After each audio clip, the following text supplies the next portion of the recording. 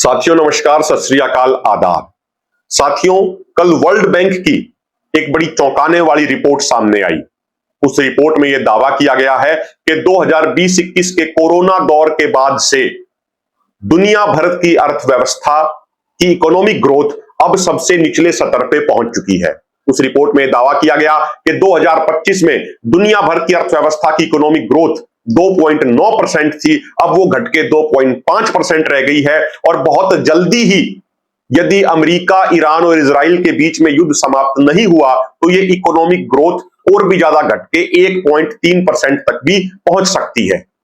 28 फरवरी को जैसे ये युद्ध शुरू हुआ था, उसके बाद ईरान ने स्ट्रेट ऑफ हॉर्मुज को बंद कर दिया था। स्ट्रेट ऑफ हॉर्मुज एक बहुत ही व्यस्त शिपिंग लेन है, जहां से बड़ी मात्रा में तेल, गैस और अन्य कमोडिटीज वो ट्रांसपोर्ट करी जाती हैं। समय समय पे इस युद्ध के दौरान ईरान ये भी धमकी देता रहा है कि वो अपने सहयोगी, अपने समर्थकों हूथी विद्रोहियों को बोल के बॉब अल मंदेब स्ट्रेट को भी बंद करा सकता है। तो जैसे ही ईरान ने स्ट्रेट ऑफ हॉर्मुज को बंद किया, उसके बाद से वहां पे शिपिंग और ट्रांसपोर्टेशन की कॉस्ट बढ़ गई, जिससे दुनिया भर के कई देशों में महंगाई बढ़ गई, जिसके फलस्वरूप उनकी इकोनॉमिक ग्रोथ कुछ हद तक कम हो गई। इस युद्ध के दौरान जब ईरान ने स्ट्रेट ऑफ हॉर्मुज को बंद किया तो उसके जवाब में अमेरिका ने भी ईरान की नाकेबंदी कर दी, और अमेरिका पिछले काफी लंबे समय से किसी भी जहाज को ईरान तक नहीं पहुंचने दे रहा है और ईरान से भी किसी जहाज को अन्य किसी जगह पे नहीं जाने दे रहा है। तो अमेरिका ने एक तरीके से ईरान का नेवल ब्लॉकेड किया हुआ है। उसी से जुड़ी एक कल बहुत दुखद घटना हुई, और वो घटना ये थी कि अमेरिका की नौसेना ने दावा किया है कि एक जहाज उसके ब्लॉकेड को तोड़ने का प्रयास कर रहा था। अमेरिका की नौसेना ने उस जहाज के क्रू मेंबर से बार बार संपर्क किया, लेकिन उसके बावजूद वो नहीं रुका, जिसके बाद अमेरिका की नौसेना ने उस जहाज के ऊपर हमला किया, जिसमें 3 भारतीय नाविकों की दुखद मृत्यु हो गई। अब अमेरिका की नौसेना ने उस क्रू मेंबर से संपर्क किया या नहीं किया, ये तो जांच के बाद सामने आएगा, क्योंकि अब तक तो अमेरिका की नौसेना सिर्फ अपनी तरफ से दावा कर रही है। और सबसे महत्वपूर्ण बात इस घटना को लेकर यह भी है कि इंटरनेशनल रूल रेगुलेशन के अनुसार कोई भी एक देश इस तरीके से किसी भी जहाज के ऊपर हमला नहीं कर सकता, और वो भी सिविलियन जहाज जो सिर्फ एक कुछ सामान को एक जगह से दूसरी जगह तक लेके जा रहा था। अब सबके मन में सवाल एक ही है, और सबसे महत्वपूर्ण सवाल वो ये है कि ये युद्ध कब खत्म होगा और कब अमेरिका, इजराइल और ईरान के बीच में शांति समझौता होगा, जिसके बाद कहीं जाके दुनिया भर की अर्थव्यवस्था की पटरी पे आने की संभावना बढ़ेगी। तो इस विषय में आज एक बहुत बड़ी खबर सामने आई है, और वो खबर ये है कि डोनाल्ड ट्रंप ने आज सुबह ये दावा किया कि बीती रात को अमेरिका की सेना ने ईरान के ऊपर जो बहुत बड़े स्तर पे हमले प्लान किए थे, अमेरिका के राष्ट्रपति डोनाल्ड ट्रंप ने उन हमलों को रोकने का आदेश दे दिया है। क्योंकि अमेरिका और ईरान के बीच में जिन पॉइंट्स पे अब तक सहमति नहीं बन रही थी, उन पॉइंट्स पे भी सहमति बन चुकी है। इसीलिए अमेरिका ने हमले रुकवा दिए हैं, और अमेरिका ने यह दावा किया है कि अमेरिका और ईरान के बीच में युद्ध खत्म हो गया है और बहुत जल्दी दोनों देशों के बीच में शांति समझौता होने जा रहा है। अमेरिका के राष्ट्रपति डोनाल्ड ट्रंप ने यह भी दावा किया है कि जो अभी आज सुबह ईरान की तरफ से यह सहमति मिली है, उस सहमति के अंदर ईरान के supreme leader Syed Mustafa Khamenei की भी सहमति है, और सैयद मुस्तफा खामनेई ने भी रिसेंट इस पीस एग्रीमेंट के ड्राफ्ट को अप्रूव किया है। डोनाल्ड ट्रंप ने यह भी दावा किया है कि अमेरिका और ईरान के बीच में इस शांति समझौते पे इस वीकेंड के ऊपर भी साइन हो सकते हैं, और यूरोप में किसी जगह पे ये शांति समझौते पे हस्ताक्षर होंगे, और अमेरिका की तरफ से अमेरिका के उपराष्ट्रपति जेडी वेंस इस सिग्नेचर सेरेमनी में शामिल हो सकते हैं। अमेरिका के राष्ट्रपति डोनाल्ड ट्रंप ने यह भी दावा किया कि ईरान ने सहमति दे दी है कि वो भविष्य में कभी भी परमाणु बम नहीं बनाएगा और ना ही परमाणु बम किसी से खरीदेगा। डोनाल्ड ट्रंप ने यह भी दावा किया है कि ईरान ने इस बात पे भी सहमति दी है कि ईरान के अंदर जो हाईली एनरिच्ड यूरेनियम मौजूद है, ईरान उसको भी किसी अन्य देश को सौंप देगा। लेकिन ईरान किस देश को सौंपेगा, इसके बारे में अमेरिकी राष्ट्रपति डोनाल्ड ट्रंप ने अभी तक कोई बात नहीं कही है। तो साथियों, सबसे बड़ा और महत्वपूर्ण सवाल यह खड़ा होता है कि क्या सच में अमेरिका और ईरान के बीच में शांति समझौते पे साइन होने जा रहे हैं, यह सवाल इसलिए भी महत्वपूर्ण हो जाता है क्योंकि डोनाल्ड ट्रंप ने जो भी रिसेंटली ये घोषणाएं करी हैं, उसके बाद ईरान के विदेश मंत्रालय के प्रवक्ता ने यह दावा किया है, उन्होंने मीडिया से बात करते हुए यह कहा है कि अब तक कुछ भी फाइनल नहीं हुआ है, अब तक किसी भी ड्राफ्ट पे दोनों तरफ से सहमति नहीं बनी है और अमेरिका रुक रुक के जो ईरान के ऊपर हमले कर रहा है, ये बातचीत की प्रक्रिया में बाधा बन रहे हैं। तो आज हम ये समझने का प्रयास करते हैं कि अमेरिका, ईरान और इजराइल के बीच में कब शांति समझौता होगा और कब इन देशों के बीच में ये युद्ध समाप्त होगा। और एक और अन्य महत्वपूर्ण बात साथियों ये भी है कि जब अमेरिका के राष्ट्रपति डोनाल्ड ट्रंप ने यह दावा किया तो उसके बाद उन्होंने ये भी बात कही कि इजराइल के प्राइम मिनिस्टर बेंजामिन नेतन्याहू ने भी इस पीस ड्राफ्ट को लेकर सहमति दी है। लेकिन बेंजामिन नेतन्याहू ने अपनी तरफ से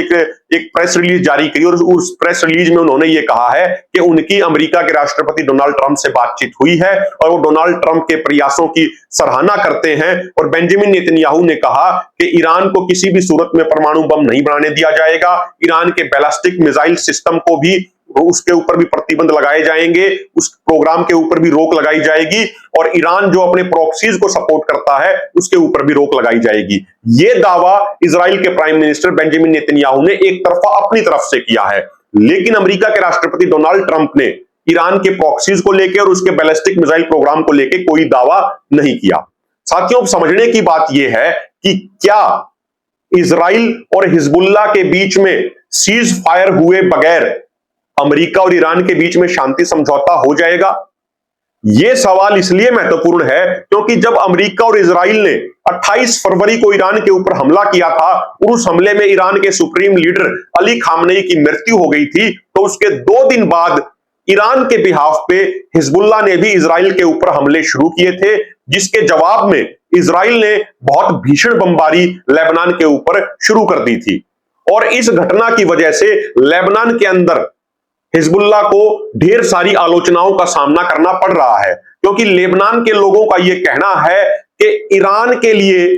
हिजबुल्लाह इस युद्ध में शामिल हुआ है, जिसका नुकसान लेबनान की आम जनता को उठाना पड़ रहा है। लेबनान की जनता ने यह कहना शुरू कर दिया कि हिजबुल्लाह ईरान के प्रॉक्सी के तौर पे काम कर रहा है और हिजबुल्लाह लेबनान के इंटरेस्ट के लिए काम नहीं कर रहा। और अगर अभी आप रिसेंटली देखोगे तो ईरान ने यह दावा किया था कि भाई इजराइल लेबनान के ऊपर हमले बंद करे, यदि इजराइल ने लेबनान की राजधानी बेरूत पे कोई हमला किया तो ईरान इजराइल के ऊपर मिसाइल हमला शुरू कर देगा। और हुआ भी ऐसा ही। कुछ दिन पहले इजराइल ने बेरूत के अंदर हिजबुल्लाह के ठिकानों पे बमबारी की, जिसके जवाब में ईरान ने 15 से 20 मिसाइलें इजराइल के ऊपर दागी, जिसके जवाब में इजराइल ने ईरान के ऊपर कई एयर स्ट्राइक्स की। और उसके एक दिन बाद अमेरिका और ईरान के बीच में भी तनाव बढ़ने लग गया और ईरान का एक ड्रोन अमेरिकी सेना के अपाचे हेलीकॉप्टर से टकरा गया, जिसके बाद वो अपाचे हेलीकॉप्टर क्रैश लैंड कर गया। अमेरिका ने अपने ड्रोन सिस्टम्स को भेज के अपने दोनों पायलटों को सुरक्षित बचा लिया, लेकिन उसके बाद तनाव अमेरिका और ईरान के बीच में लगातार बढ़ता चला गया। अमेरिका के राष्ट्रपति डोनाल्ड ट्रंप ने 2 दिन पहले यह भी दावा किया था कि वो ईरान के ऊपर बहुत बड़ा हमला करने जा रहा है, क्योंकि उन्होंने अपाचे हेलीकॉप्टर को गिरा के एक बहुत बड़ी गलती कर दी है। तो सबसे महत्वपूर्ण बात समझने की यह है, सबसे महत्वपूर्ण सवाल यह है कि क्या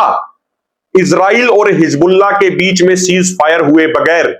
अमेरिका और ईरान के बीच में शांति समझौता हो जाएगा? क्योंकि रीसेंट इवेंट्स तो ये बताते हैं कि भाई ऐसा संभव नहीं है, क्योंकि ईरान बार बार ये कह रहा है कि इस पीस एग्रीमेंट के अंदर अमेरिका यह भी सुनिश्चित करे कि इजराइल और लेबनान के हिजबुल्लाह के बीच में सीज फायर हो। लेकिन इजराइल ने अभी तक ऐसी कोई कमिटमेंट नहीं करी है कि वो ऐसे पीस एग्रीमेंट के तहत लेबनान के ऊपर हमले बंद कर देगा। अन्य समझने योग्य बात यह भी है कि अमेरिका के राष्ट्रपति ने अब दावा किया है कि ईरान ने यह सहमति दे दी है कि वो ना तो न्यूक्लियर बम बनाएगा और ना ही न्यूक्लियर बम खरीदेगा। लेकिन ईरान बहुत लंबे समय से पहले से ही यह दावा कर रहा है कि ईरान के अंदर एक क्लॉज है, ईरान के सुप्रीम लीडर ने यह कह रखा है कि ईरान कभी भी न्यूक्लियर बॉम्ब नहीं बनाएगा।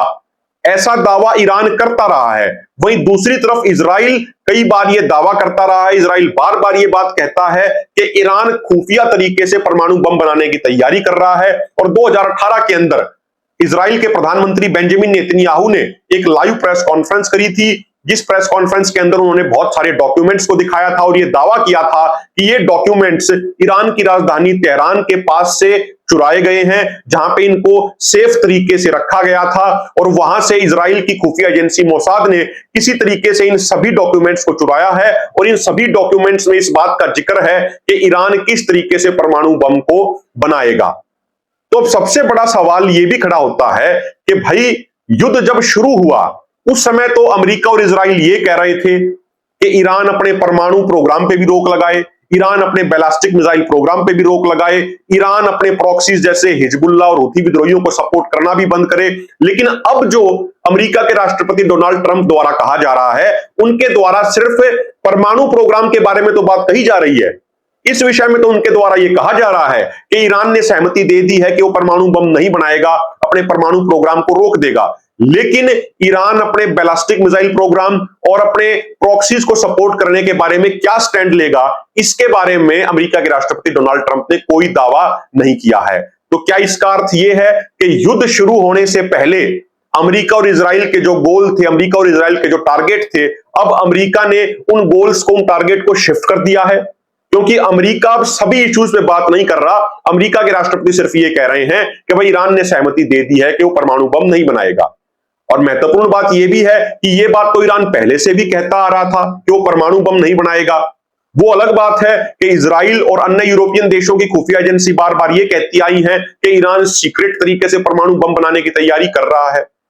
अन्य महत्वपूर्ण सवाल यह भी है कि भाई जो ये अमेरिका के राष्ट्रपति द्वारा अब ये घोषणा करी गई है, क्या सच में ये घोषणाएं सीरियस हैं? क्या सच में ये युद्ध खत्म हो जाएगा? क्योंकि हमने पिछले 2-3 महीने में यह भी देखा है कि इंटरनेशनल मार्केट को कंट्रोल करने के लिए, इंटरनेशनल मार्केट में एक शांति स्थापित करने के लिए, महंगाई पर रोक लगाने के लिए अमेरिका के राष्ट्रपति बार बार एक स्ट्रेटेजी के तहत ये दावा करते रहे हैं कि भाई बहुत जल्दी शांति समझौता होने वाला है, जिसकी वजह से इंटरनेशनल मार्केट के अंदर थोड़ी बहुत स्थिरता, थोड़ी बहुत स्टेबिलिटी आ जाती है। तो महत्वपूर्ण बात आखिर में यह भी है कि भाई क्या ये उसी रणनीति का हिस्सा तो नहीं है जिस रणनीति के तहत अमेरिका के राष्ट्रपति पहले भी बार बार बयान देते रहे हैं, ताकि उनके बयान के माध्यम से इंटरनेशनल मार्केट थोड़ा बहुत स्टेबल हो जाए, या फिर सही मायने में शांति समझौता होने जा रहा है। अन्य एक और महत्वपूर्ण बात यह भी है साथियों कि जैसे ही आज सुबह अमेरिका के राष्ट्रपति डोनाल्ड ट्रंप ने घोषणा करी, उसके बाद अंतरराष्ट्रीय मार्केट में कच्चे तेल के दाम $90 प्रति बैरल से भी नीचे आ गए हैं। तो पूरी दुनिया भर के आर्थिक और सामरिक विशेषज्ञ यही सोच रहे हैं, यही उनकी उम्मीदें हैं कि बहुत जल्दी अमेरिका, इजराइल और ईरान के बीच में शांति समझौता हो, ताकि इस युद्ध की समाप्ति हो सके और इंटरनेशनल मार्केट के अंदर एक मजबूत स्टेबिलिटी स्थापित हो सके। तो आज हमने आपको सरल भाषा में यह बताया कि भाई जो ये आज चर्चा शुरू हुई है कि भाई बहुत जल्दी शांति समझौता होने जा रहा है अमेरिका, ईरान और इजराइल के बीच में, तो क्या ये सही में शांति समझौता होने जा रहा है? क्या सही मायने में ये युद्ध खत्म हो जाएगा? यदि आपको वीडियो अच्छी लगे तो वीडियो को शेयर जरूर कीजिएगा, चैनल को सब्सक्राइब जरूर कीजिएगा। बहुत बहुत धन्यवाद।